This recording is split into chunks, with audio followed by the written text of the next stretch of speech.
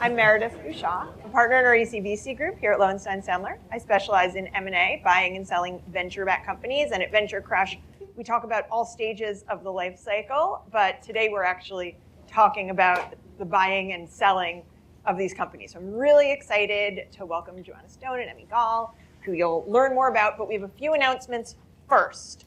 So if you're here in person, if you're on Zoom, we have chats going. If you're in person, you can participate in the chat. There's a scan code, but don't turn on audio. If you're in the room, it'll be a little bit messy. And if you join the chat, there will be panelist bios there. You can put your questions there. They will filter up to us. We'll see those. And introduce yourself in the chat. Share your LinkedIn. Tell us who you are. We do a lot of events at Lowenstein. There are a lot of familiar faces. Right now, we're getting ready to launch our pod program, VentureCrush FG. That's an accelerator, and you can learn more. There will be a link on the Zoom, but we'd love some of you to join us for that. And we have an update about our group that we're really excited about. Sarah Werner has joined us in our investment management and ECVC group. So she is also a venture lawyer, but combines that with fund launch experience. So it's a rare combination that we're excited about. She has 20 years of experience forming venture funds, launching funds, working with accelerators and incubators like Entrepreneurs Roundtable. And she really aligns with us. We're so excited she's here to work with us. And lots of people help put today together. Kale, Pasha, and Wally Fatai did research help for us, and our entire events team, Jenny, Ginny, Angela, Elsie, Owen, Kristen, Christina, Emerson, Christine, Britt, and always Carrie. Thank you. After the panel, we're gonna do some networking, hang out, have some food, have some drinks. Ed is gonna share a few thoughts, and then we're gonna dig in with Emmy and Joanna. Thanks, and really appreciate all of you being here for this. As you'll hear a bit later, some of today's VentureCrush discussion is deeply personal. For instance, Emmy will share the founding story of Ezra, I hope, which we can contextualize as an AI-driven health tech company, which it is. We can also discuss it as a personal mission company arising from Emmy's personal encounters with cancer. Often the personal and professional intertwine. I'm proud that we represented Ezra and that we also spent years as counsel to Flatiron Health, in which I was fortunate enough to be a 3-time angel investor, because it too fought cancer, which has also very personally affected me and my family. This summer marks a dozen years since my sister's passing due to cancer, which is the same disease that took my father and my mother. I promise that we will share a plethora of M&A and venture statistics today, but we'll also share some cancer statistics. According to the American Cancer Society, cancer is the 4th most common cause of death among adolescents 15 to 19. We'll come back to that in a minute. Given where we are in the calendar, I wanted to talk about family just briefly. Yesterday, I saw something that said, "Be careful who you hate. It could be someone you love." As some of you know, we are a day or two away from the anniversary of Stonewall. In the early hours of June 28, 1969, the New York Police Department raided the Stonewall Inn, one of Greenwich Village's then most popular gay bars. Unlike prior raids, however, this time, instead of fleeing, the patrons resisted, leading to several nights of unrest. Stonewall marked a turning point in the fight for LGBTQ+ rights and equality, and it also galvanized the community, leading to the formation of advocacy groups and the initiation of pride marches. The first such march was 55 years ago this week, June 28, 1970. Stonewall has become a symbol of resistance and a catalyst for the ongoing struggle for equality, which I personally support. This is personal to me, not simply because my mother and sister were members of the LGBTQ+ community, and not solely because my daughter was on the board of Outlaw, the LGBTQ law student organization at the law school from which a week and a half ago she graduated. I'm saying this as an individual, not on behalf of any company or organization with which I am affiliated. I'm not trying to change anyone's mind, But the statement, be careful who you hate, it could be someone you love, is meaningful because of how people have struggled to show themselves to their closest friends and family, for fear that love and support are conditioned on not being themselves with those people. That's a big part of why, while cancer is the fourth most common cause of death for American adolescents, suicide is the second, according to the National Institute of Mental Health. Rates are much higher, suicide rates, for our LGBTQ plus community. The Trevor Project wrote that LGB youth are almost 5 times as likely to have attempted suicide compared to heterosexual youth. Of all suicide attempts made by youth, LGB suicide attempts were almost 5 times as likely to require medical treatment than those of heterosexual youth. LGB youth who come from highly rejecting families, and this is the part of be careful who you hate, it may be someone you love. LGB youth who come from highly rejecting families are about 8.5 times as likely to have attempted suicide as their LGB peers who reported no or low levels of family rejection. So ABC News reported that a CDC-backed study in 2023 of high school-age kids across the country found about 2/3 said that they had experienced persistent feelings of sadness and hopelessness during the past year, compared to 31% of heterosexual peers. 53% said they had experienced poor mental health, compared to 21% of their heterosexual peers. And in the last year, 41% of LGBTQ plus youth seriously considered attempting suicide, while 1 in 5, or 20%, just in the last year did attempt suicide. In a country where 9.3%, according to Gallup last year, of adults self-identify as LGBTQ plus, more than 20% of Gen Z adults, those born between 97 and 06, identify as LGBTQ plus. So for most of my life, though regrettably not all of it, I have lived by the statement, be careful who you hate, it could be someone you love. Happy Pride Month. Now back to stats about venture and M&A, and I'll ask my friend and partner Meredith to introduce Emmy and Joanna. I mean, this is kind of a rough transition for me, but thank you for sharing that, Ed. So I've had the pleasure of working very closely with both of you. So a little background, and then we'll dive into it. So you're both founders with successful exits, right? After Emmy's first successful exit in ad tech, he pivoted to health tech and really finding meaning in what he was doing, and we'll talk about that story. Joanna, after selling the company you founded, you went to corp dev and have since become a banker. We've worked to sell companies, including Helgi's, together.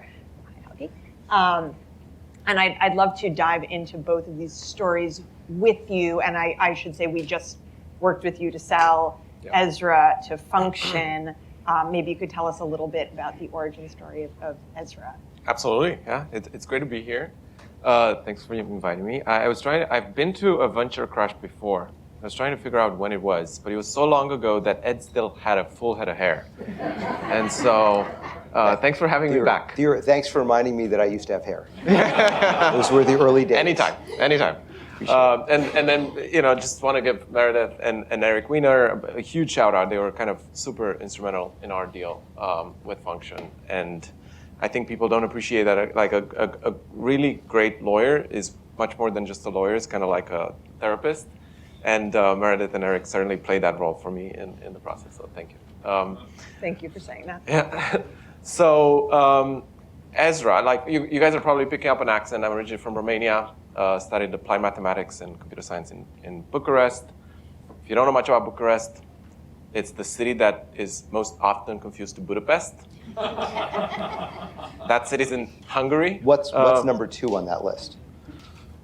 I don't know. For most often, okay. Studied mathematics, started an ad tech company, was acquired by a big advertising group in New York, and that's how I ended up in New York City. And started Ezra for a very personal reason. I'm personally at high risk for cancer, and sadly my mother passed away from cancer because she found cancer late.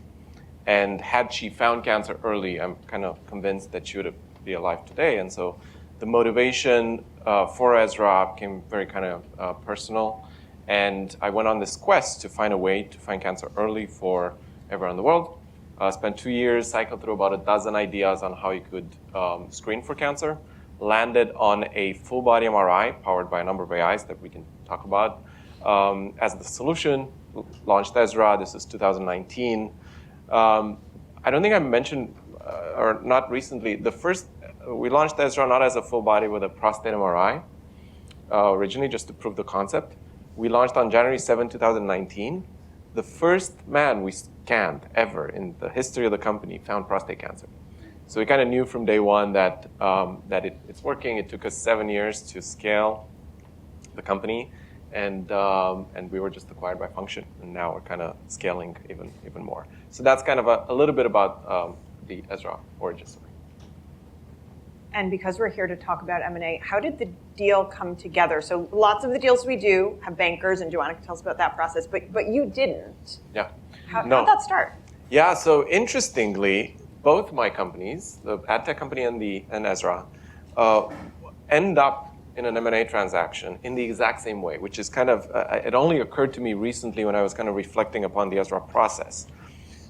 With my ad tech company, Brainian it was called, used to live in London. I flew to San Francisco. I was moving the company to San Francisco. And on my way back to London, I stopped by New York to meet with a few clients. And one of the clients that I met, Teeds, the CEO of Teeds, was like, well, if you're going to come to the US, how about we acquire you and scale you globally? And so that led to an M&A conversation. They bought the company. Ezra, I was fundraising. I flew to San Francisco to meet with investors. And on my way back from San Francisco to New York, I stopped by Austin. And I had an investor meeting in Austin. And I was like, who else do I know in Austin? So I kind of was going through my email and realized that I knew Jonathan was the CEO of Function in Austin. So I texted Jonathan. I was like, free for dinner. We had dinner.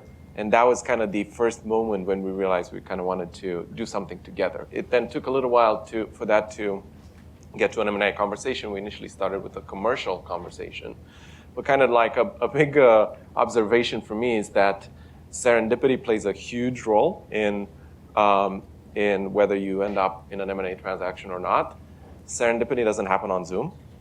And so kind of get on a plane and fly and do partnerships and meet with people has been a kind of important observation for me for the future. You know, I think that's, while it's not an uncommon way for M&A to start, a lot of times the companies aren't quite ready for it. You, and we can talk about this, are one of the most structured thinkers I've ever met, and that's how you ran your business. So I think you kind of had it more ready to go at any moment. But Joanna, maybe you could talk to us about other ways that companies get ready. Yes, so there's an expression that I love, that the best companies are bought, not sold. But before I say, I have to say, Meredith rightly said, I was a founder. And actually, I started a company, we were in all Target stores. We ended up, oh, thank you. You're welcome. Can you hear me now? We ended up being sold to Scribd, and I had to go back to investment banking for better quality of life. So I just want everyone to know that I understand how hard it is to be a founder, and I just think, you know, it's something where your blood, sweat, and tears. And so the fact that you went back into it and what you created is so incredible. Thank you. And so I just wanted to say that. And I think one of the things that I have seen, both when I was on the side of having to go through this and suddenly go through a sale as a founder, but also now as a banker, is, as Meredith said, you're not ready. What's going to happen when you have to be sold? There is so much. It is, you know, it is the most incredible, you know, using a medical analogy, it's like an exam of everything. And it's also that your relationships may not be ready. And so in my mind, the best thing that companies can do is start thinking about this early. We do a lot of work with companies. We call it exit planning, where they could be 2 years or more from even thinking about an exit. And what we do is we say, let's first think about where are you and where you want to be, and what are some of the companies and partnerships, and it's a huge part of it, that might make sense for you. They might be your future buyers. They could be very, very helpful right now. Start those relationships. Because what you don't want is for them to call you and you're not ready, because that's not the place you're going to get the best negotiating. A lot of that is, how are your financials? You, as I understand it, were very organized, you were ready. A lot of people, you're spending months just trying to figure out, how am I going to respond to these due diligence requests? That's not the momentum of a deal. If a company's coming to you now, and I know this because, as Meredith said, I did also earlier in my life do some time on the corp dev side where I bought companies for Thomson Reuters and LexisNexis. You want to do your deal when you want to do your deal. You don't want to wait 3 or 4 months for that company to get ready. So you want to be ready. You also want to make sure that you're thinking about what metrics matter most. And sometimes what we've seen is that companies make critical errors in terms of a few things. One, they may be building an area of a business that they're very excited about building, but actually it's not what's valued by the buyers in their industry. So you have just put an enormous amount of your growth and you've actually taken value away from your company. And to me, that's the saddest thing, because you actually detract it. You have more revenue, but you have less enterprise value. The other thing is you create a partnership that now you can't get out of, and you're going to have to wait years before you sell because you've got to wait to get out of the partnership. These are such simple things that could be avoided, and that Meredith and I have had to deal with some of these types of things in other deals, not Emmy, where we've had to unwind things that were done wrong that are detracting from value. And also it's just having that strategic guidance that I think you can have about, where am I going? What are the sort of KPIs and metrics I want to achieve? That discipline, which clearly Emmy had, but a lot of startups, you don't have it. You're just, and I know it because I lived it, you're just trying to get through the next day and the next week. Having somebody just help you say, okay, yes, but here's your roadmap, can have an enormous exponential impact on the enterprise value you're going to get later on. So part of the discipline and road mapping is, this is what's supposed to happen in the value add that venture investors are supposed to bring to your company. I'm not saying that they don't, some don't, but often... Some don't, Yeah. some do. Some don't, some do. But we often, in a very hot market, which, surprise, we're not really in a very hot market right now for venture deals, but in a very hot market, the leverage shift means that founders can say, I don't want governance and other controls to be handed over to venture investors. And in a cold market, venture investors can take the reins too much, and venture investors who are value eroding can take the reins too much, even if things weren't handed to them in the deal documents or in the deal. But as we think about things like how much governance am I going to get, and how many restrictions do I have to agree to, part of that is also imposing some structure on the company so that when there is inbound, you do have financials, because you did agree that you had to give audited numbers, right? So, and Emmy, you had a specific reaction, and I've obviously dealt with your board a bunch. Yeah. Can you talk a little bit about what that felt like? And I'd also love to hear from Joanna about the difference between selling a venture-backed company, preferably when the VCs are actually adding value, which happens most of the time, sometimes not, and selling a company that doesn't have venture backing. Yeah, so I think you're right, Ed, in that if the market is super hot and investors are throwing money at you, as a founder, even like a very structured founder, you kind of lose track a little bit of what you should be focused on. We made a mistake at Ezra in 2020. Like, we raised a round in December of 2019. It was a blockbuster round led by First Mark Capital, lots of flush with capital. And we started investing in this, that, and the other thing, got completely distracted, lost sight for kind of good business fundamentals and so on. And then 4 months later, COVID happened. And kind of like we weren't able to scan any people for 6 months. Lost all the revenue, had to do RIFs because we had hired so many people and so on. So kind of, it was a lesson to me in even if you raise a ton of capital, you should still operate the business with good fundamentals. to Joanna's point earlier, you kind of need to shape the company so that it's always appealing to a potential acquirer.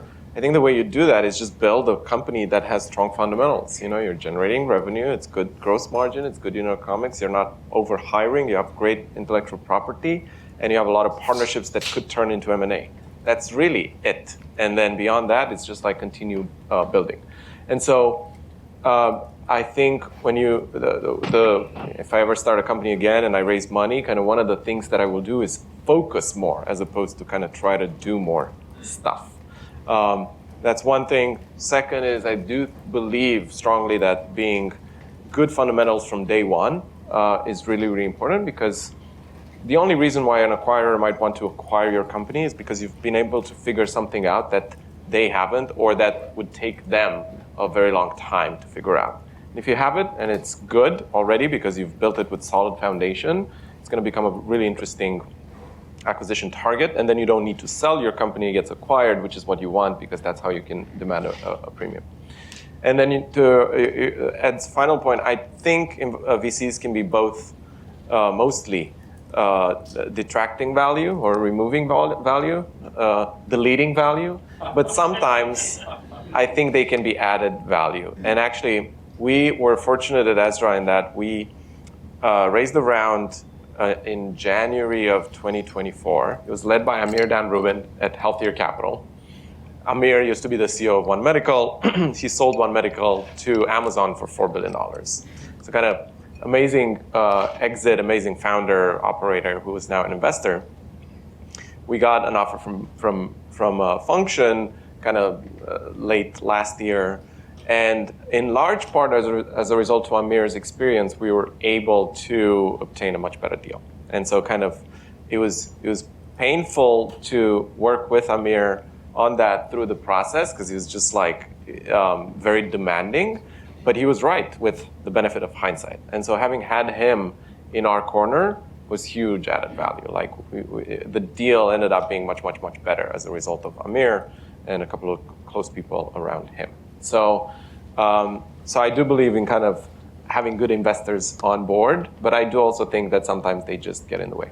Well, I just want to interrogate that for 1 minute, because you're making it sound like super value add, he was painful, but it was really good when that pain was directed at the buyer instead of at me. Is that what you're No, the saying? painful was directed at me. In the process, I was like, Amir, what the fuck, I mean, him and I were often at odds in the process because we were disagreeing on some points in the deal. And I'm not afraid to admit it, he was right about a lot of the points. And because of him, we ended up negotiating the world's best LOI.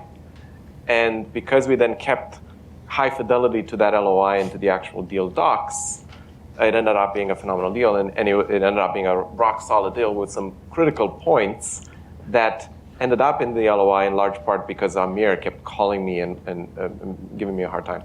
There's so many threads I want to put on here. I want to hear from Joanna, and then we have to go back to the LOI, because LOI stuff is... And I want to talk about how you use investors in venture-backed M&A. Yeah. Okay, but do you want me to? Yes. I would love to talk about both extremes and then in the middle. So let's take a case study. I sold a company backed by Battery Ventures, sold them to S&P.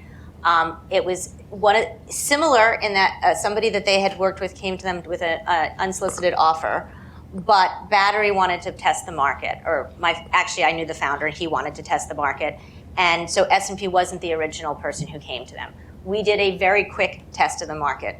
We were able to do that very quick test of the market because we were able to turn on a VDR, virtual data room, on day 2.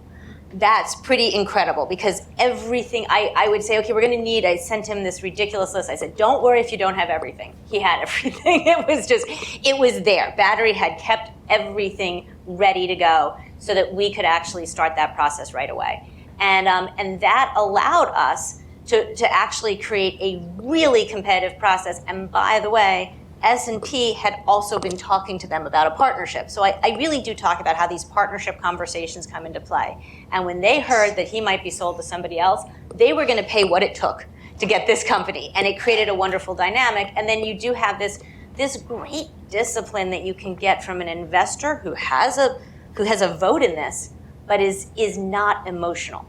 They can just say, no, we're not taking that, go back, push, and the price cap, we doubled the price. And that's a pretty amazing thing to be able to do. And we did it in 3 weeks. Wow. And so that could never have been done if they hadn't been so prepared because they were venture backed. The other extreme is we have the founders who come to us and we say, okay, so send us your financials. And it is incredible how little understanding there is. Sometimes these financials, I swear they might as well be written on napkins sometimes. And we have to try to dissect this. You're not selling a company if you can't understand your own financials.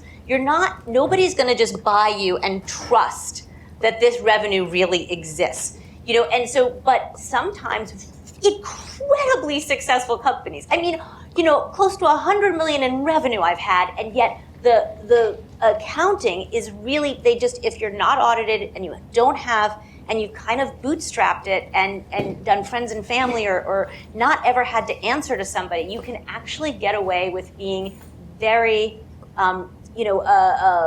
lackadaisical, that's not gonna work. It might work when you just send your stuff over your account and it gets you through your taxes. It's not going to work when you go to the buyer.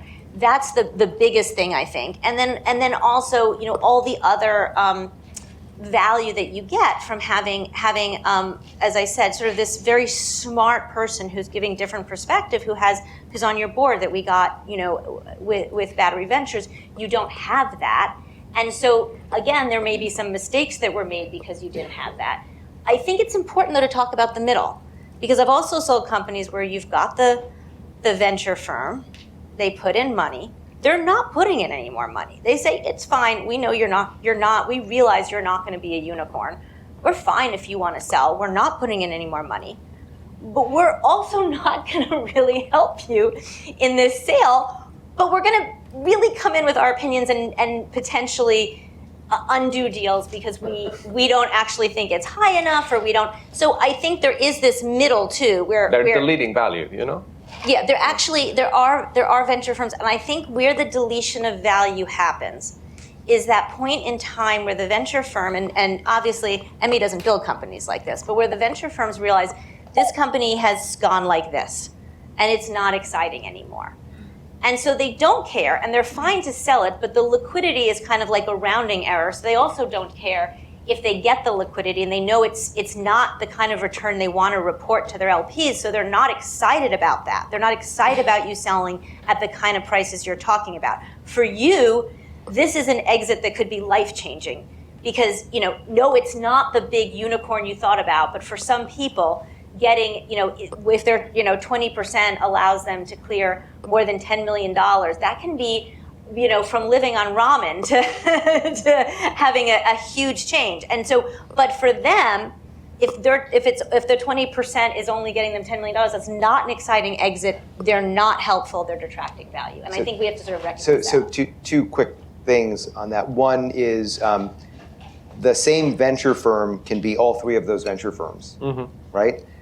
It depends on who from the firm, what the deal is, how people feel about the deal, particularly if we have limited bandwidth and limited capital left in the fund, the person who made this deal is no longer here, and I've got other portfolio companies that I really want to favor that are going to drive things for the fund and for me in the future. That also has a real impact. And one of the things that we look at in these deals when we're advising our clients is focus on how many people are going to make over $1 million, over $5 million, over $10 million, over $20 million in this deal. Who are the actual people who are materially benefiting from this deal, and how many investors are going to have meaningful returns as a result of this exit? Because one of the big problems, especially after 2020-21, is the enormity of funding leads to massive misalignment. Because one investor can be making 20x or 50x while another investor is making 1x or 1.5x. It's not the case that one investor is going to make 50x while another investor is going to make half x because of the way the liquidation preference stack will work. But it is definitely the case that someone's okay, this was a waste of time, but I'm getting a little bit more than my money back outcome is going to be someone else's home run. And that's where the digging in and the I'd kind of like to get a better deal, or we've seen threats of lawsuits inside the boardroom. It's coming from inside the house. So those are the kinds of things that we worry about with where you are with your boards. And Meredith, I know you wanted to drill down on a few things. Can I just say one thing on the fundraising front before we jump into the LOI stuff, which will be fun? I have an uncommon opinion to most founders when it comes to fundraising, which is raise as little as possible. Why do you think that's uncommon? Because most founders I know want to raise as much as possible. And I think it's uncommon because it's easier to buy growth with dollars than it is to buy growth with good fundamentals and good product and product market fit and so on. I also have a bias for raising less money because oftentimes when you raise a ton of money, it comes with a ton of structure. And the structure is exactly what Ed was talking about, where some investors getting a lot of structure because they're giving you $1 billion valuation and whatever. In our case, we only raised $44 million. And so by comparison with other companies in our space, we raised like 4 times less. And so in reality, any outcome over $150 million would have been a great outcome for us, whereas it wouldn't have been for our competitors. So kind of that was an advantage that we had for having raised less capital. If you raise fewer dollars, it also constrains the company to focus on the important things. And so as a result of that, we did build the best product in our market because we are kind of like, we're going to just do this one thing. We're going to try to do it better than anyone else. We're not going to get distracted by 1,000,001 other things. And so I think the way to raise money is raise money to reduce certain risks. And as soon as you've reduced some existential risk of the company, such as I have a product, then you go raise money to go like, okay, next existential risk is can I scale it with good unit economics? Raise money for that. And then the next fundraise should be really like, can I now grow this to profitability? And then I have options to raise more money in the future. And this is how it used to be. Like Google and Amazon raised, Amazon I think raised like $50 million before they went public. Google, very similarly, and most of the rest of the stuff that they raised in the public markets. It's only recent that companies are raising billions of dollars to do like stupid stuff with. So, so I really think like raise as little as possible. That also dilutes you the least, and so you end up as a founder, have a multi-$100 million exit, you're going to make a ton of money versus having raised a few $100 million. If you have a multi-$100 million exit, you're going to make zero money. So, I think I've heard that perspective more from second-time founders. Yeah. Third-time founders don't raise any fucking money. I do want to talk about the LOI because getting the LOI right is so important to a nice, smooth exit. But first, I just wanted to pull on the thread because Joanna and I have talked about it a lot. One of the fun things for me and impactful things about venture-backed M&A is that constraints can be leveraged. So you have these investors and you can fight around the kitchen table. You fight in the boardroom. They drive you crazy because you're right. It's a founder-led company. As the founder, you're the one interfacing with your buyer. And then your investors are telling you what they don't like and what they don't want to do.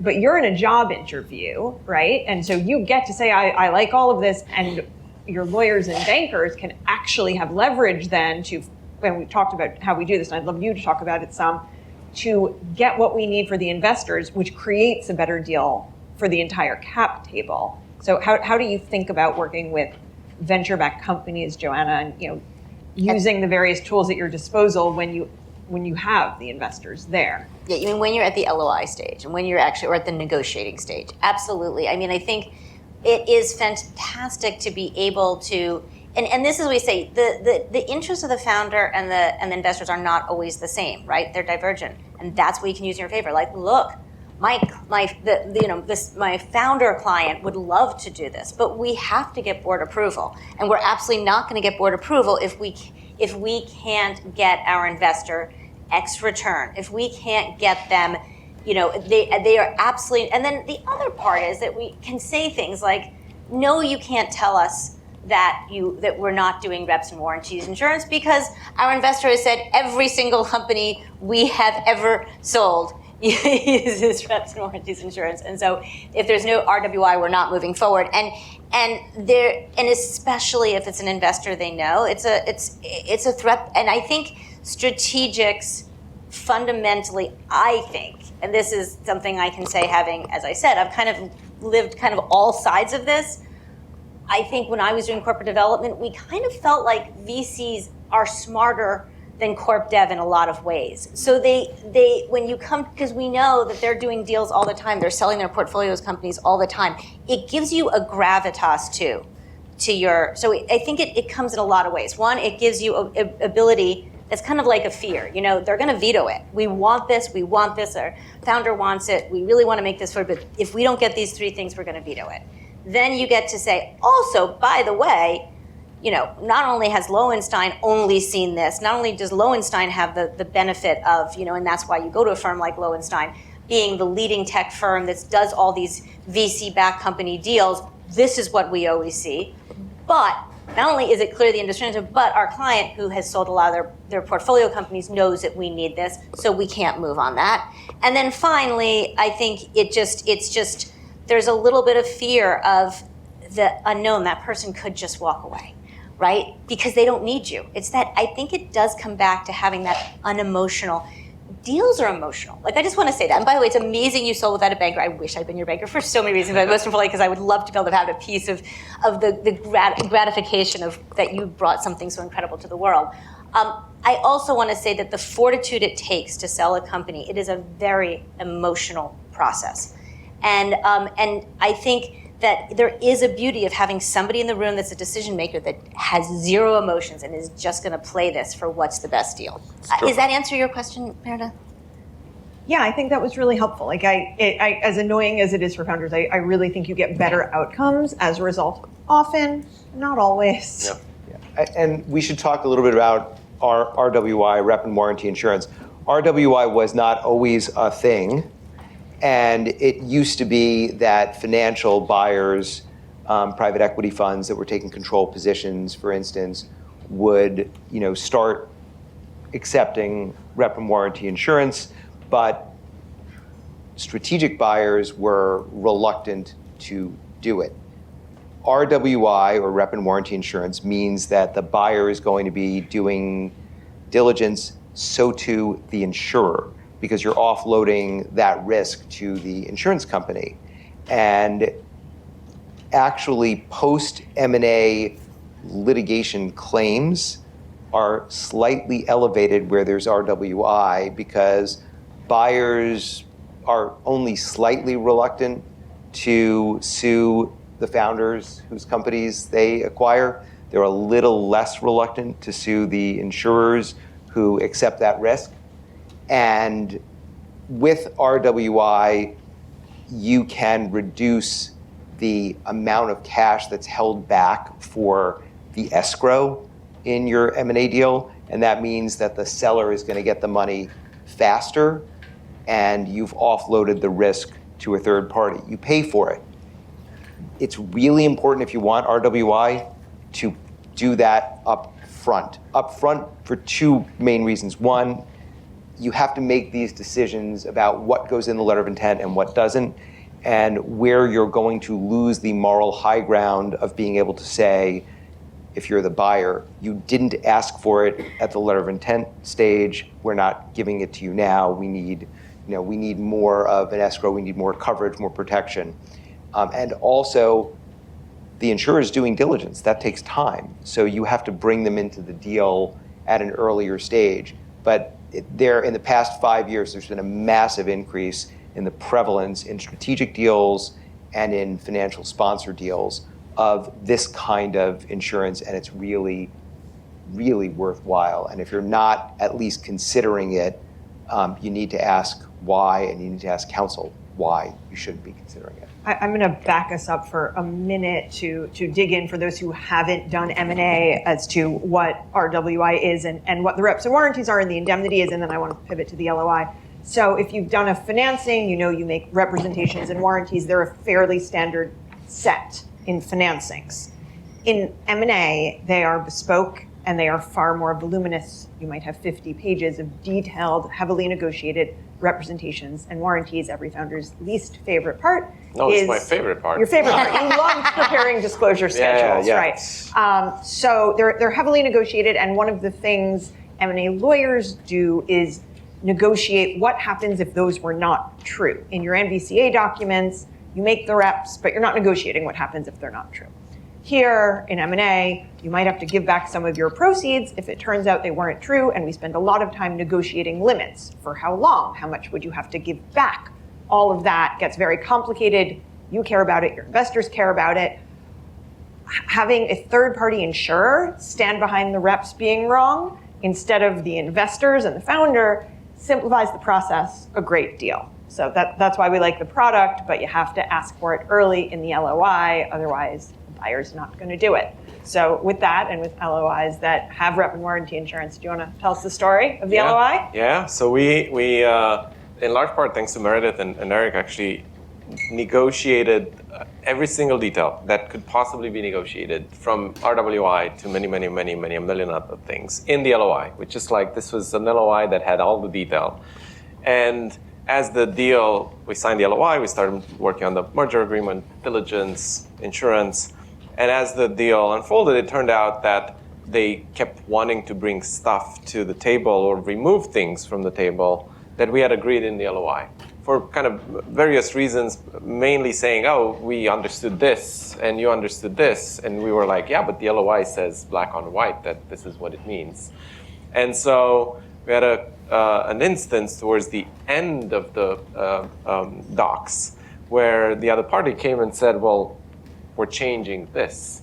And it had to do with the preference stack. And they're like, we want to change this completely. And we were like, well, this is a thing that we negotiated specifically on behalf of our board, our investors. Without this, our investors are not signing off on the deal. It's black on white in the LOI, so you're retrading. If you want to retrade, we too would like to retrade. How much money do you have? And so that kind of calmed him down because it was black on white. It was negotiated already in the LOI stage. And then we had the card to say, hey, investors, largest investors and board members are not going to sign off on this deal unless we stick to what we agreed on. And if you do want to renegotiate, that's great, but we too would like to renegotiate. And so that kind of that balanced the scales to the point where they dropped the point and we closed the deal. And we got exactly what we had agreed with in the LOI. And also, I think it's worth mentioning, I mean, the LOI is, you're not in exclusivity yet. So you hold all the negotiating power, right? Like, it's not only is it a good document to be able to go back to and what you did, but I think it's important to note, you didn't decide to shop the company. But they knew you could. They knew at any moment you could turn around and say, thank you, I'm not happy with that term. I'm going to turn to a few of your competitors and I'm going to see if they can give me a better price. So you hold a lot more negotiating power, I think. So. And if they do ask for exclusivity, which they do, they will ask for very long exclusivity, which you won't give. And we actually did, once we signed the LOI, we had an exclusive period, but it was 60 days versus the original, I think they asked for 180 days, something like that. Right, yeah. You never agree to more than 60 days. So, Joanna, you said you have all the leverage before you go into that exclusivity. So I have a question. How many months are there in the calendar that we here in America use? Anybody know? Okay, the answer is 11, and I'll explain why. When you're in an M&A process and you don't have the benefit of a really good banker who can create the credible threat of additional offers for your company, August is not a month because you are not fundraising in August and you are not starting your M&A deal in August. And I don't care if Emmy texts you and says, I'm in town, would you like to be one of the people who spends hundreds of millions of dollars take me out to dinner. It's not a month for that kind of deal to happen typically. So you have all the leverage pre-LOI to the extent that you've created the credible threat that there are other offers, that you have cash in the bank beyond 3 to 6 months of runway, because if you're running out of cash, the threat is not credible, and the buyer is going to know that because of the diligence they're going to do very, very quickly, and certainly before the letter of intent. There is, however, always, no matter how much leverage you do or don't have before the LOI, once you sign that letter of intent, that sort of term sheet for your deal, the leverage shift is massive. Because particularly if you have other bidders, it means that you've gone to them and said, I can no longer speak to you, I've gone exclusive with someone else, really sorry. So when you go back to them, and we have done that dozens and dozens of times, when you go back to them because you are now a broken deal, they are thinking, this is a company that is damaged goods. We don't know why they're broken and damaged, we just know that they are. And so now it's our job to either ignore them forever or find out why they're damaged so that we don't make the same mistake. It is also very demoralizing for the team. So the inertia after you've signed the LOI, the fear of being a broken deal and having that demoralizing experience, those are really powerful. And that's why we do typically encourage our sell side clients to have really robust, detailed LOIs, because you're likely to get hurt later if you don't raise these things in the letter of intent. Two things to add to what just Ed said. One is, we actually, aside from one other person on our team, nobody knew about the deal until it was signed. Like, not LOI, but the diligence had been done and the M&A transaction documents had been finalized, and then I told the leadership team and then the rest of the team, for the fear that if the deal kind of doesn't happen, the team would be like, it's such a bummer. And so I had my COO, David, is phenomenal, was my kind of go-to person for helping on diligence, and then we told everybody else on the leadership team that we're raising a round. And so they could be involved in stuff, but not know that a deal might happen. So that's kind of what the point that Ed just made on team, it being demoralizing for the team, is kind of very important. And I think they just shouldn't know about the thing. Now, the second point, I think you do get better deals with a banker. We just had this deal. It was yes, it was obviously a great deal, and we didn't need to shop it. However, I think you need leverage as a founder, even when you have a single potential buyer. And so what we did, and this is also kind of a benefit of one of our investors, is we hinted at the fact that if we don't do the deal, we'll raise a round. And we have a round available waiting around the corner for us. And actually, you need to pay more because otherwise we take this round. And the round was kind of real. We didn't get a term sheet, but we knew we could get a term sheet and close a deal. And that indicated to them that they need to buy the company now, they need to up the price, because otherwise in the future it'll be too expensive or might not be able to afford it. And so leverage is always important, and it comes via a banker, it comes via competition, multiple buyers, it comes via options, it comes via good fundamentals, you're profitable, I don't need to sell the company, etc. So really, really important to optimize for leverage. So we talked about early in your deal process not bringing people into the tent who didn't need to know, and it's in part because you don't want them to know if it broke, but it's also, Ed and I have done too many deals with open litigation, but we've seen so many founders who are excited about their deals and say, I want everyone on my team to know and be excited with me. It's exciting for all of us. And that is unfortunately sometimes when someone says, oh, you don't remember that time we went for a beer and you promised me more equity? Yeah. And we've seen claims come in that make M&A much more difficult when something like that happens. Not that we can navigate them, but it's harder. So that's another reason. But I'd love to dig in, Joanna, with you a little bit about, I agree, it's so important to have that detailed LOI so that it's hard to win anything after you give exclusivity, and you want to know there's a deal you can do also. But buyers play a little bit of a game sometimes and give very short LOIs that just look great. Great headline value, no details, and they say they explode in 24 hours. And so I've had a lot of founders call me and say, we got to do this right now. And bankers who are not you do that. But I'd be interested in your perspective, because you see so many deals, but you've also been corp dev. I think that you just ignore it. I mean, there's nothing I ignore as much as the date that supposedly the LOI explodes. It's just irrelevant. If they want you, first of all, they should assume you're going to negotiate. So it's irrelevant because you don't want this piece of paper. There's something more that you want than what's on that first LOI because you're going to negotiate every deal. So why does it matter that it's exploding? And what really is their urgency? And I can tell you, as I said, when you're working, with a corp dev in particular, if we're talking about selling to strategics, there is the reality that they have a limited amount of time. And so if they really at some point stop focusing on your company, they may get involved in another deal and not actually have the bandwidth to come back to it. So that's not going to happen because you took an extra week or two negotiating the LOI. If they're committed to this, they're committed to this. There should never be a rush to take an LOI. I mean, I think that's the most important thing. And I also think that there should be very much a feeling, there has to be very much a feeling that you are interviewing them. I mean, I always believe, yes, sometimes you're just going to have the threat, and we've done that where it's just the threat that you might go somewhere else. But even then, at the end of the day, this is the company that you built, that you love, that you have done so much to create. Honestly, this is like people talk about, this is my baby. You should be saying, are you a good enough parent? This is your time to be asking the questions.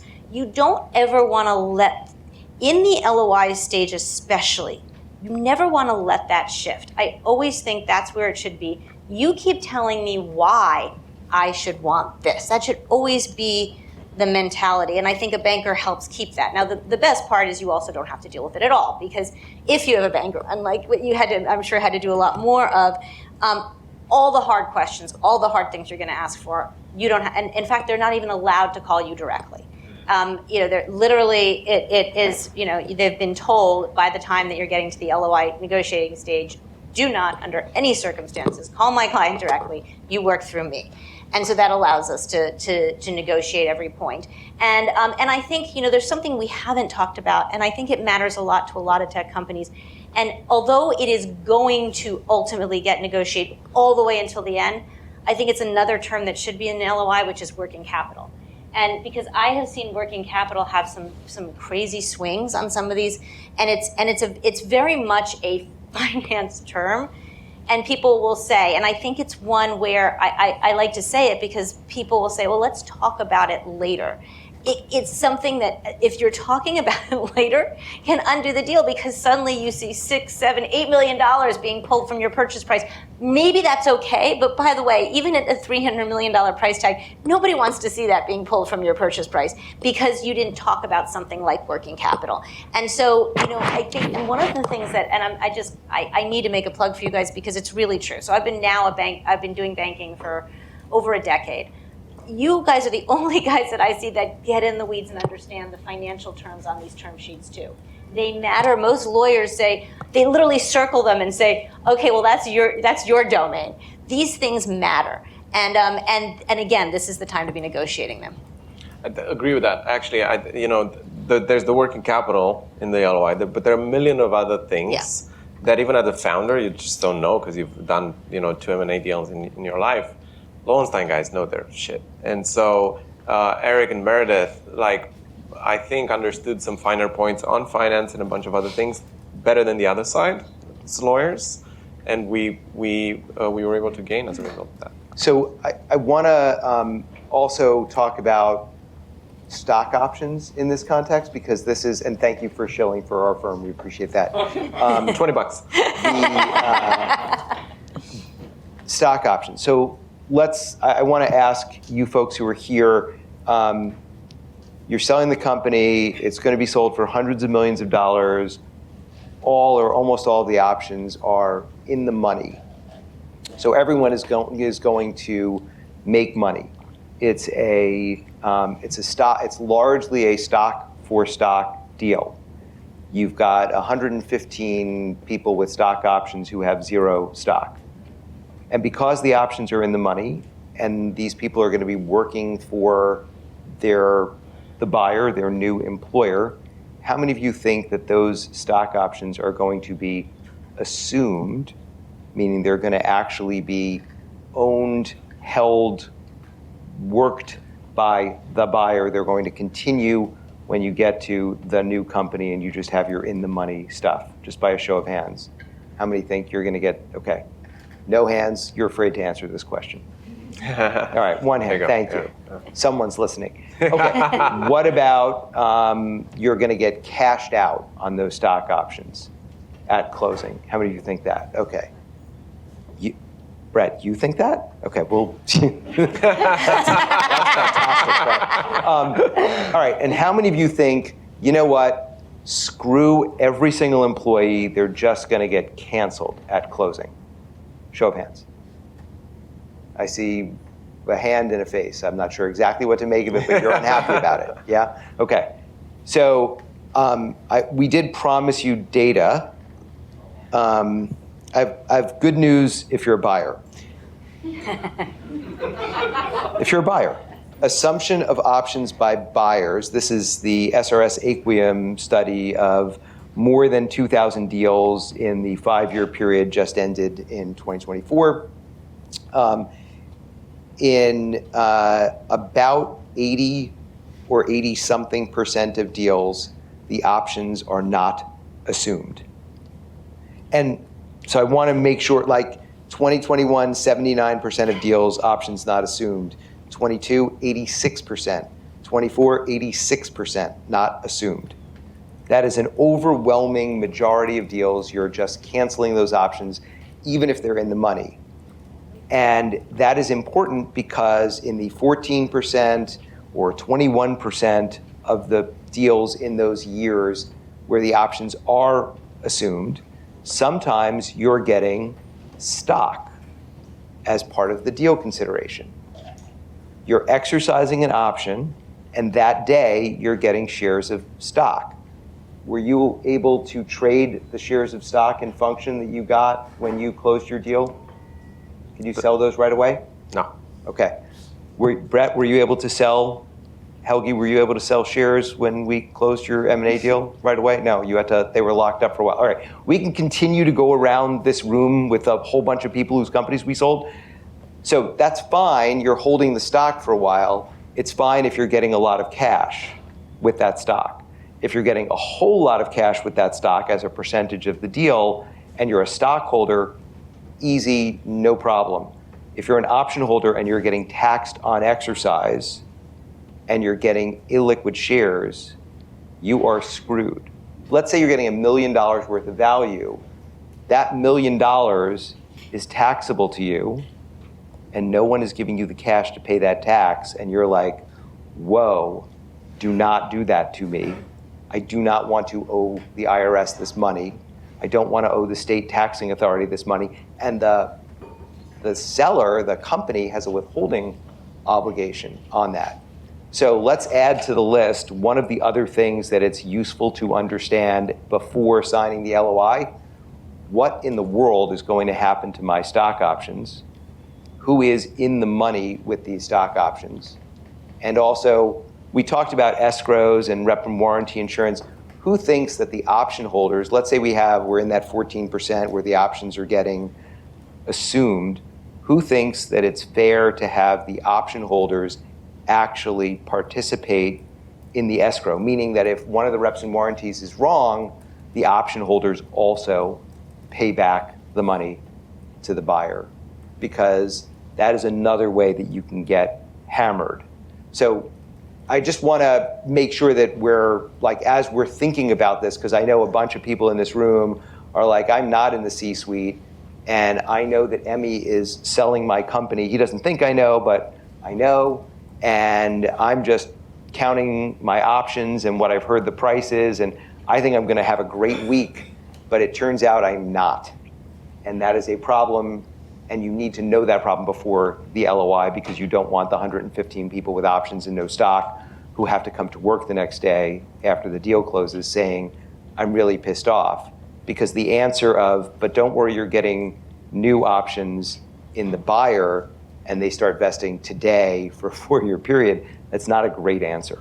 So that is also something that has to get dealt with The good before news the is you LOI. can just hire Lowenstein and they'll figure out the structure that makes sense for handling this.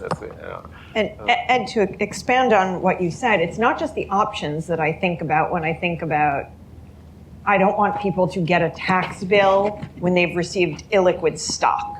That's deal consideration too. And we see lots of LOIs that say we're going to give you a mix of cash and stock.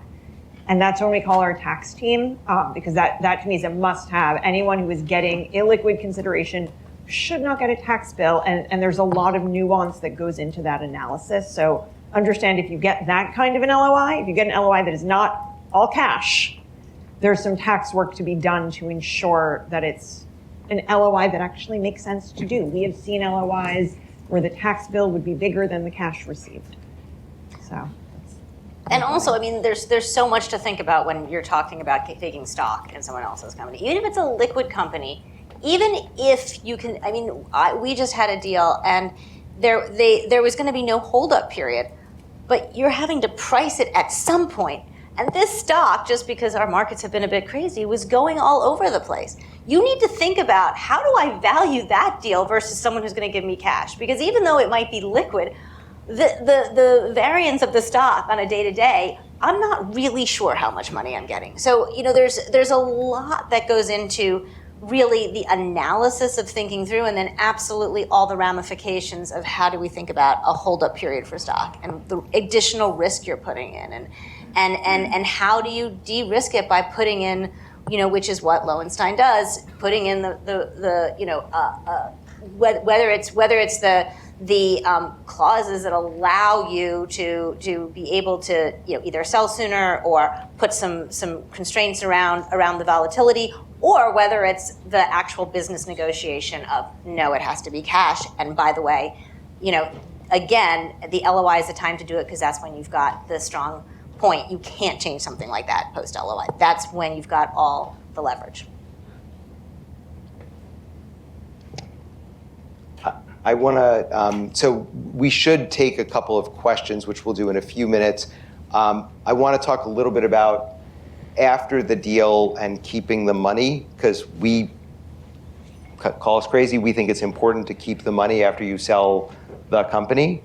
And there are a number of factors which in the last 5 years have led to a really dramatic increase in the amount of post-deal litigation, threats of litigation, and just general shakedowns.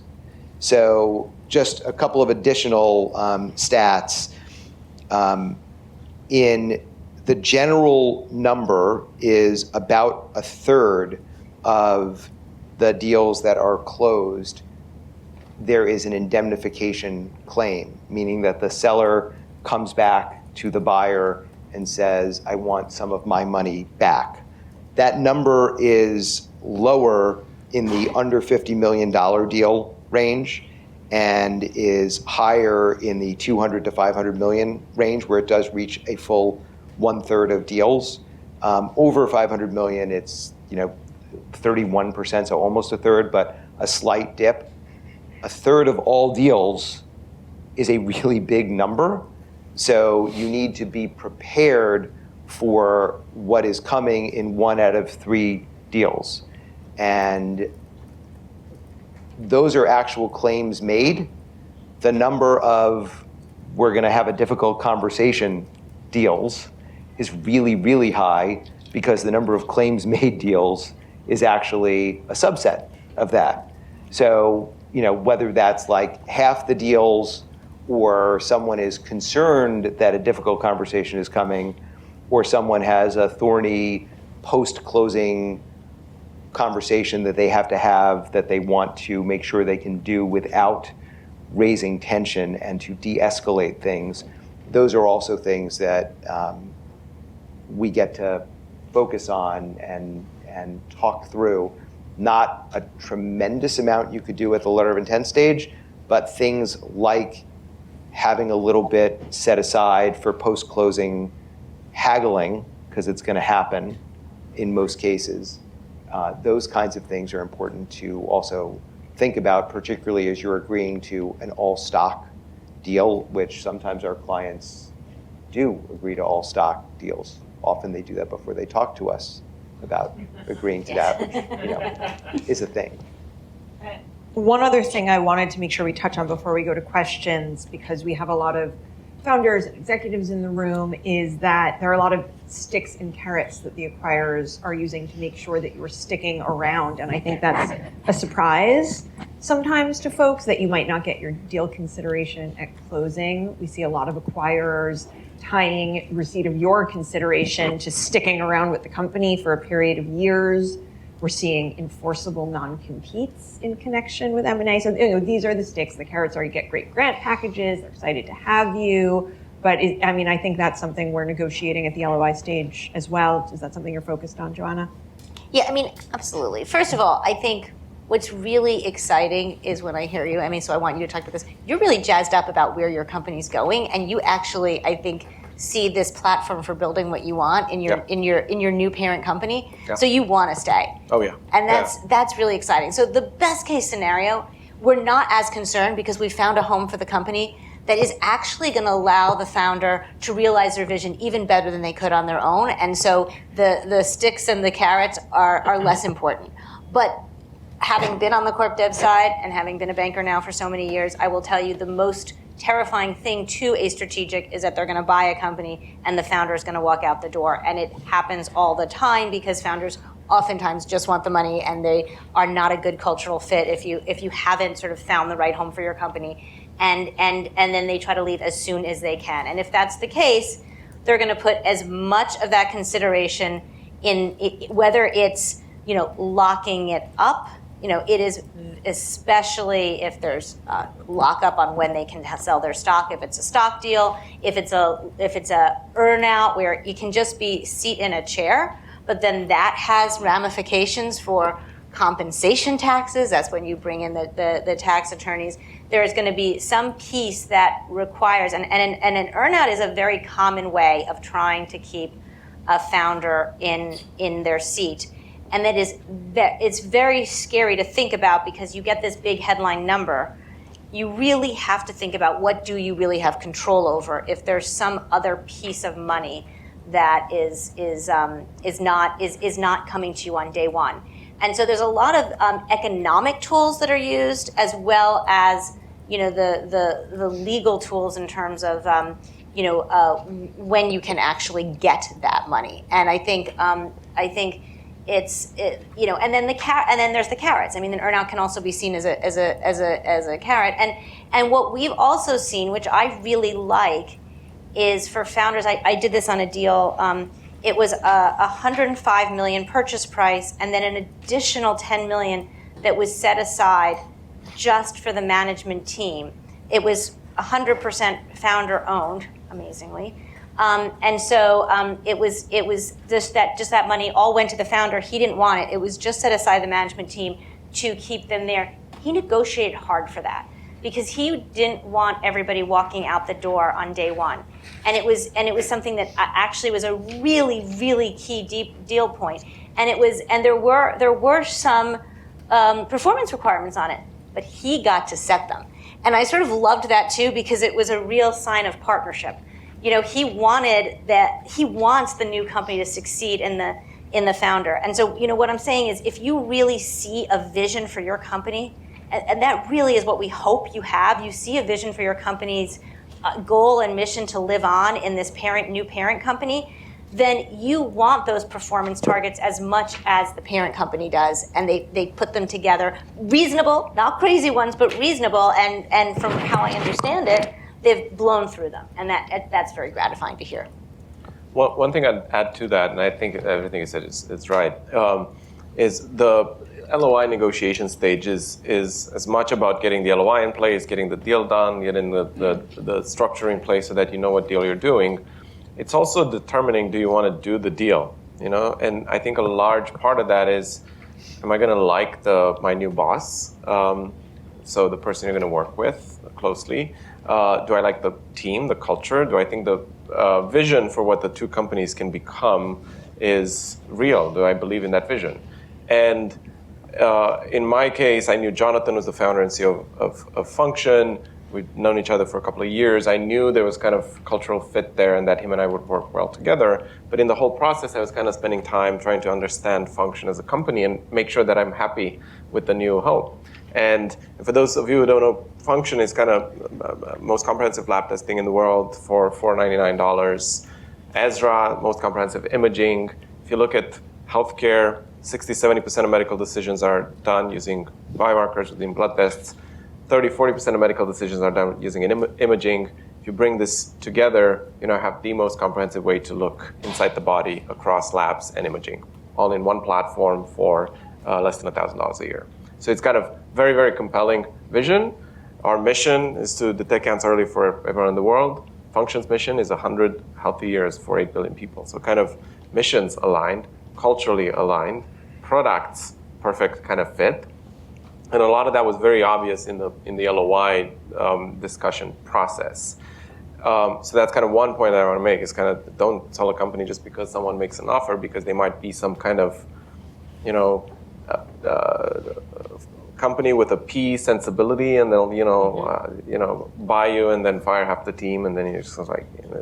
And then the team point that you made is really important. It's like negotiating salaries, equity grants. Details about all of those things for the key employees is really, really important. We did that in our deal, and you want that if you want the deal to be successful, because the company's more than just the founders.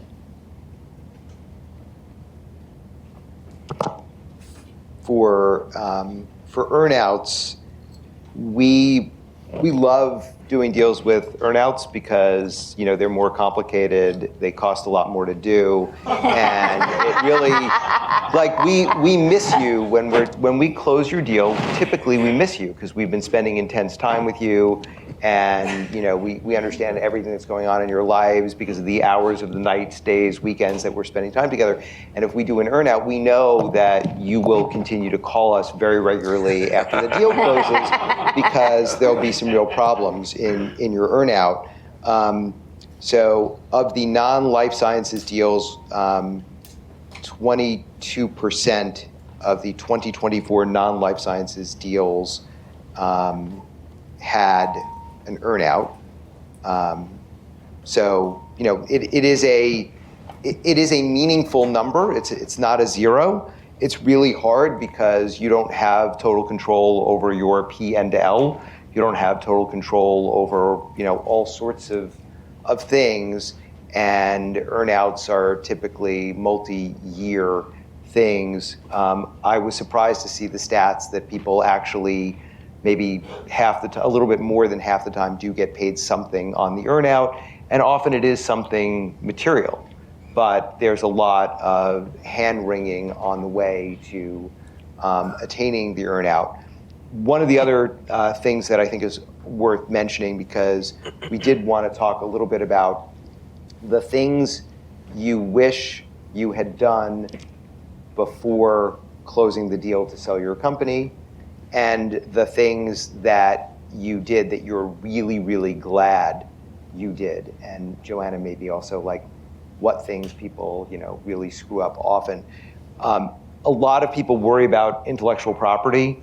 That is a very low percentage of the post-deal claims.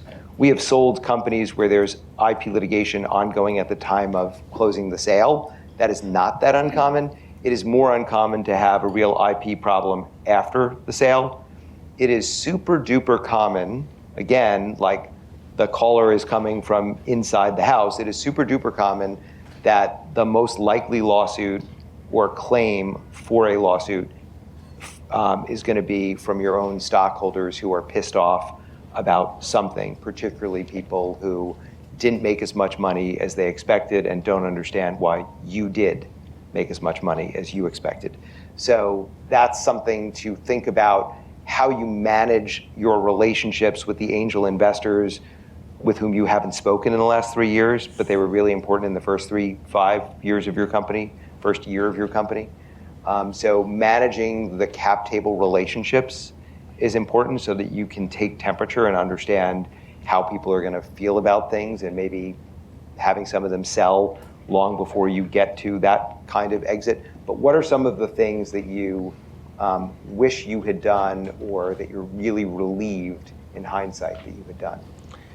Yeah, so I'll start with the things that we did do that actually led to the deal happening. First and foremost, and I talked about it before, is we didn't raise a ton of money. And at times we had capital available to us to raise more, and we just didn't. We kind of were always a little bit, like we were raising enough to get to the next milestone and not a lot more than that. We focused a lot on product and built a number of AIs, if they cleared them and so on. So we had a lot of IP and technology, and we knew that was kind of very, very, very valuable. And then just built a great team, albeit a very, very, very small team. So we also knew that anything happened, we'd have an incredible team. The things that we didn't do well, actually, I kind of alluded to in the 2020 period, is part of our focus in the past few years was caused by the lack of focus after we raised a ton of money, our Series A, where we just got distracted by a whole bunch of things we wanted to do. We do full body MRIs, we wanted to do liquid biopsies, and we wanted to do actually at one point blood tests and so on. So we kind of defocused and lost a bunch of money due to that, which then led to us having to raise more money and get more diluted, which wasn't great because we raised money during COVID, and it's not a great time to raise. And so staying very, very focused is something that I wish we had done from day one for 6-7 years straight. And then overall, I'm kind of, I can't really complain about the things that we didn't do well, because we ended up having just an incredible outcome. And as founder, I certainly made a ton of mistakes. And I think just what's important, Esther Dyson was one of our investors, says this a lot, is just always make new mistakes. And so I think in 7 years of mistakes, it's kind of made new ones all the time. And that led to a great outcome. Let me talk maybe about a sort of strategic mistake that I think is, I have a company right now that a few years ago started a business, has been growing really nicely and has great KPIs. It's very different than their core business. It's making it harder to find a strategic to buy them, because nobody would naturally put these two businesses together. So I do think, again, it's important to think about, doesn't mean it isn't a great business, but it does mean that there might be a need to pull the company apart. And that is, that sometimes it is more, valuable, your company, in two parts, and that's fine, but that becomes an even more complicated deal that, it can lead to. And you have to think about that when you're thinking about going to market and how are we gonna, and those are the things, and as I said, we work with companies early, so talking to this company about what does that mean. And the other thing that I would say, because we just haven't touched on it much, and I just think it's important, is we've talked a lot about selling to strategics. But there's a lot of PE interest right now. There's been so much dry powder that needs to get put to use. Even with these crazy uncertain times, I gauge how much PE interest there is by how many calls I'm getting on a weekly basis. Do you have any deals? You haven't showed me anything in a couple weeks. What else do you got? And there's a lot of that right now. So if you were going to market, it is likely that there would be PE interest as well. If there's a lot to think about when you're thinking about PE. Obviously, you have to kind of want to stick with it for, you're taking you're going to keep a piece of the equity, but you're going to have a new owner. You're going to still be expected to perform, but you're going to be expected to perform with somebody who might be cutting costs, all those things. The most important thing I would say is learn about those PE buyers. It's actually very easy to do.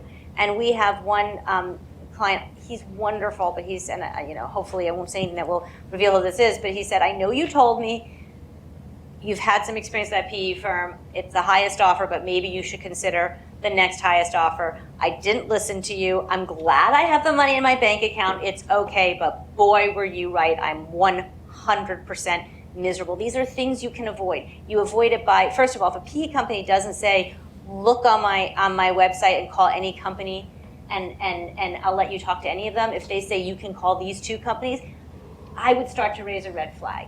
A banker will know which companies have a good reputation.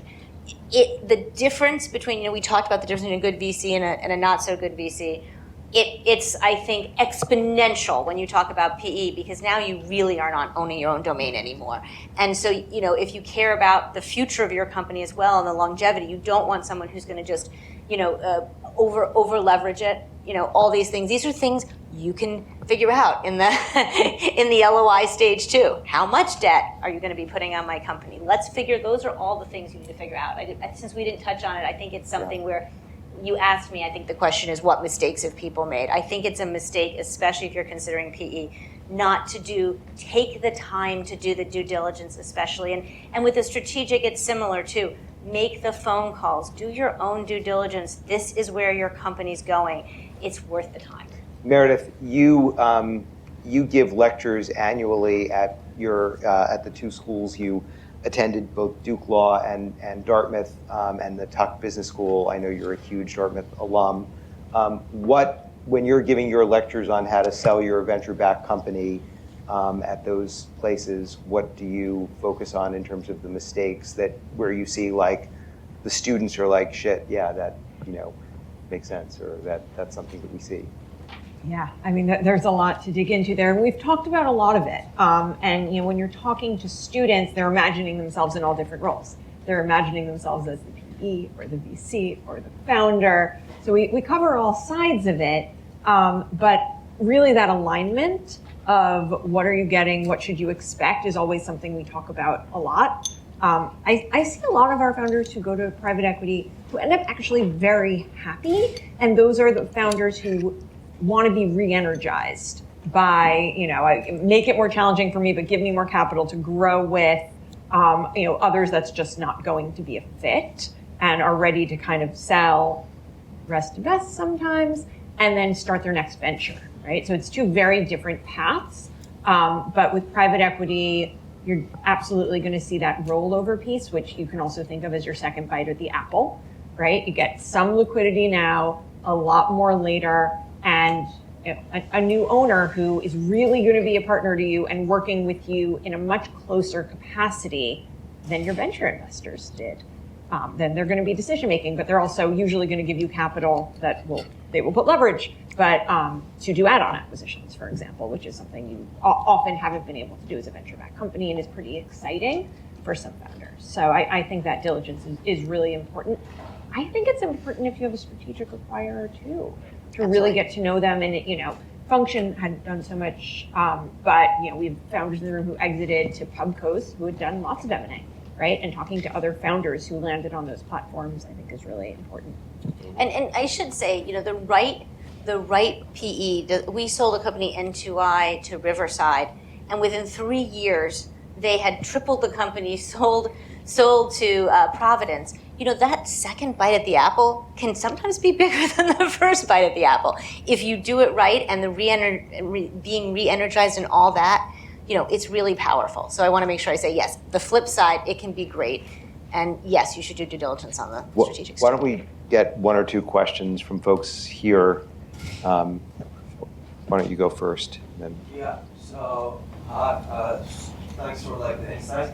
I have a question for you guys. Based on your experience, what are some of the missteps you see founders make in their fundraising process that end up negatively affecting their acquisition value later down the line? The rule number one of startups is just don't die, right? So how do you not die? Well, you can raise money, but then to raise money, you need a great product, right? So I think too often founders are focused on how do I raise money, when actually the answer is how do I build a great product, because money will only come easily if you have a great product that's getting traction. And so, if you go to investors with a deck, 9 out of 10 will say no, and maybe 1 out of 10 will look at it and maybe then they say yes. If you go to an investor with the product, 5 out of 10 will say no, and the other 5 will have a look. If you go to an investor with a product that has traction, 1 out of 10 will say no, and 9 will really dig deep because it's so rare that you have products that have traction in the world. And And so the way to ensure that you raise money in a way that doesn't prevent your ability to sell in the future is to raise money from good investors. The only way you raise money from good investors is if you have a good product with great traction in a large market. And that's it. And I'll give you, so like Ezra, we raised money from like some of the best investors in the world. Function has raised even more money from some of the best investors in the world. And we've raised hundreds of millions of dollars at Function now. And investors are literally just throwing money at the company because we have the best product in the largest market in the United States of America. And the company went from zero to $250 million in revenue, Function did, in 3 years. That just doesn't happen, you know? And so when you have something like that, investors just throw money at you with your own terms and stuff, and then you just control your own destiny. So I don't think kind of thinking about how do I raise money in the right way is the right question. It's like, what product should I build what product should I build that people will want is the right question. Single series veto. What does that mean? Nice. Thank you for asking. So you raise 5 rounds of capital over the life of your company, and in one of those rounds, an investor says, I need to have a block on M&A deals at the series level, so just for the Series A preferred stock, and that block is never going to go away. And I'm oversimplifying the issue. You raise other rounds, and there are restrictions on whether and when they can have a block on a sale of the company, but those restrictions don't apply to these old investors. Those old investors have a block. They're now 7% of the total company. Maybe they still like you, maybe they don't. Maybe the people who you really respected and trusted and knew at the fund are still there. Maybe they're not. There's been tremendous turnover in fund world in the last 5 years. And you might have to deal with something, and they might realize that they have that leverage, and they might come back and make some requests because there are things that they don't like or things that they see as opportunities. And you know when those deals, you know when they happen? When you don't have any other options. You know when you don't have any other options? When you don't have a product with traction in a great market. Or when you're not focused on that aspect of the deal. Because the number of people who say the deal is boilerplate, I don't know what that means, but like we hear it all the time, it's probably not boilerplate, whatever it is. That's when you hire Lowenstein. Just like there are a whole bunch of things where one investor or one early group of investor ends up having a set of rights that could be an impediment later, and that is a question to always ask, because we could sit here and list 20 of those. So just like, are these rights going to be things that I care about deeply 5 years from now or when we're selling the company? I have a couple other things I would add. Reference check your investors, because even if they don't have a series veto, if they are a large investor percentage-wise still at the time of exit, you're going to need their support. So, ask your friends in the founder community, ask your lawyers, if you have a banker, ask around. Make sure they're not known for bad behavior in the boardroom, right? And the other is really about your commercial contracts, but sometimes that's tied to your fundraising if you're bringing in corporate venture money, which is no ROFRs and no exclusivity. What's a ROFR? That would allow your commercial partner to have a right to buy you before anyone else. And the other thing is exclusivity, right? If you are bound to only work with them and no one else in the industry, that limits your ability to be acquired by anyone other than them. And your change of control terms and all those are in any kind of commercial agreement too, because at least you could get out of it then. So good news, there are a lot of answers to that question. All right, was there one last? Okay, the last one. Could you just comment a little bit on your earlier comments about stock options for employees and and issues you should consider to protect those employees at the outset so that they are not left with a taxable event with no cash? Yeah, it's the, could you comment a little bit, that's hard in that question. Very high level. Yeah, now that you know that stock option plans are very often not assumed, and you also understand that there are tax issues inherent in getting illiquid stock, and the only real way to do a tax-free or a tax-deferred M&A deal is to get stock in the buyer, and even public buyers aren't going to let you sell that stock right away. You know that you need to plan for this ahead of time, and that means that when the buyer says, and I'm sure that you used to do this when you were a corp dev person, when the buyer says, give us a sense of the price you need, like that is a trap that people fall into because that is like the maximum you're ever going to get. It doesn't allow for tax and all these other things. So you need to be thinking about what your waterfall looks like in your deal. You need to be thinking about whether there is an opportunity to reprice stock options so that people are in the money.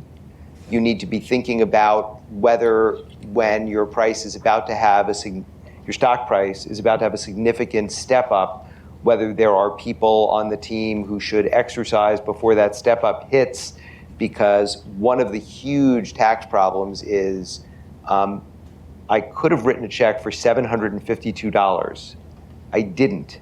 Because I didn't, if I wanted to exercise those options now for $752, it's going to cost me $1 million in taxes or $5 million in taxes.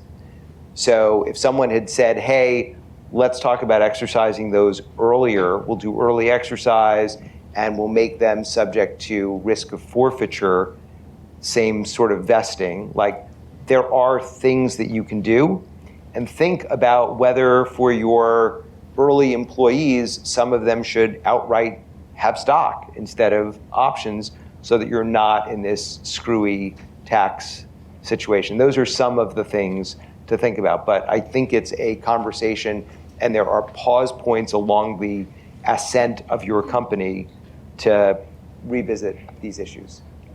Quick plug for good housekeeping on options issuance. You need a valid 409A to do that. So when you promise them, issue them quickly. If you're thinking about doing a repricing, do that, because when you get a term sheet, be it for a financing or an M&A transaction, you can no longer issue options or reprice your options. It's now too late. So do it sooner. Thank you. I think this was a really good discussion. I had fun. Emmy, Joanna, so much fun to be with you in person. I saw you so much on Zoom, Emmy. And we're going to have food and drinks and networking. Thank you, everyone, for joining us today. And we'll see you next time.